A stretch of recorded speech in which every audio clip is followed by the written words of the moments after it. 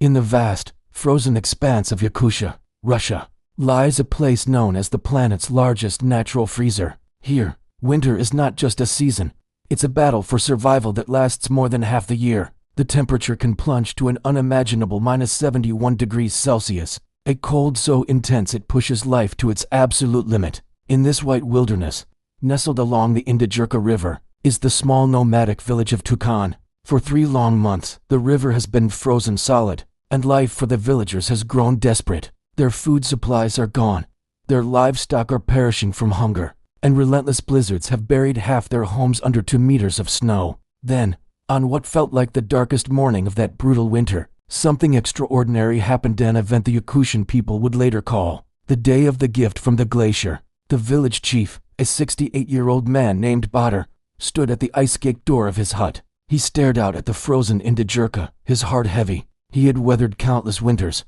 but none as harsh as this. The -71 degree cold had frozen more than just the river.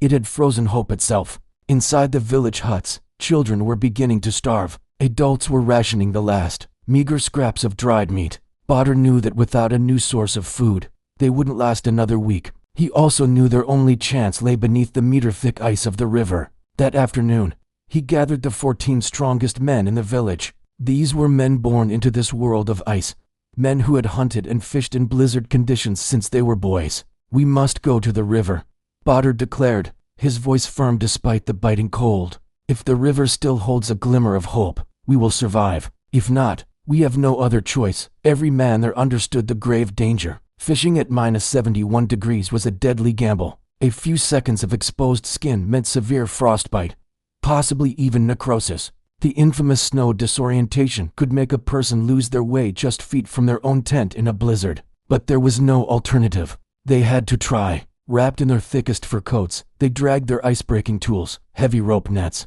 and traditional fishing spears toward the river, which lay silent and dormant under a thick blanket of snow. When they reached the riverbank, the surface was a vast, white mirror. But in the distance, Badr spotted something unusual, a faint wisp of smoke, like the breath of warmer water rising from below the ice. "There's water flowing there," he said, pointing. "Or at least, a crack." It was a risk, but it was also a sign of fish. With ice axes and iron chisels, they began the grueling work of cutting a hole.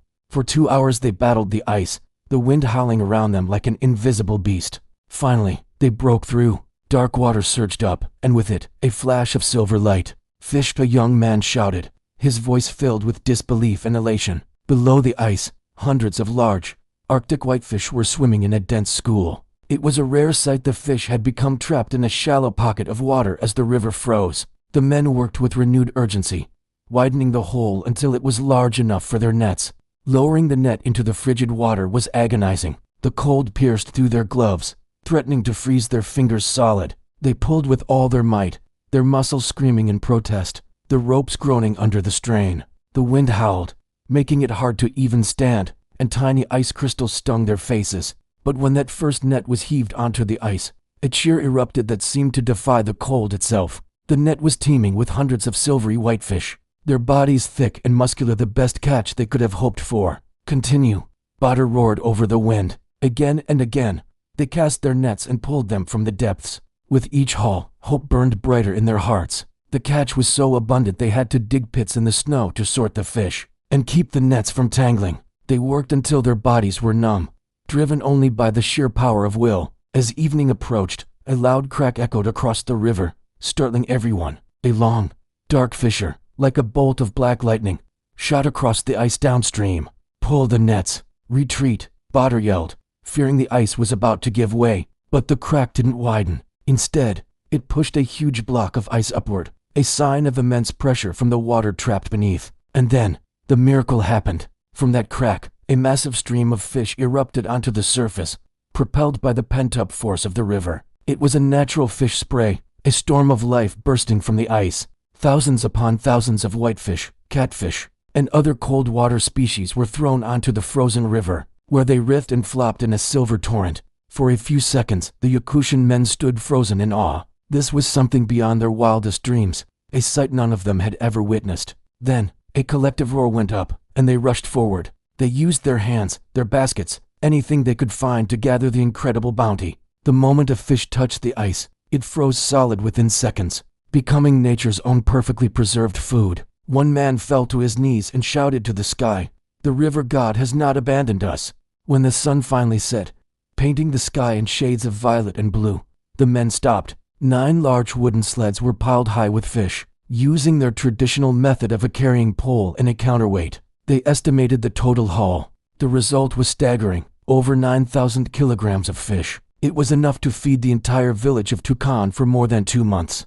Badr knelt, placing his calloused hands on the very spot where the fish had surged from the ice. "Thank you, river, thank you, heaven and earth," he whispered, his voice thick with emotion. The other men stood around him, sharing a silent understanding that they had just been part of a true Arctic miracle. Their return to the village was triumphant. Children ran out to meet them, their eyes shining with a light the adults hadn't seen in months. Women quickly stoked the fires, and soon, the smell of cooking fish filled the air. Warmth and laughter spread through the reindeer hide huts.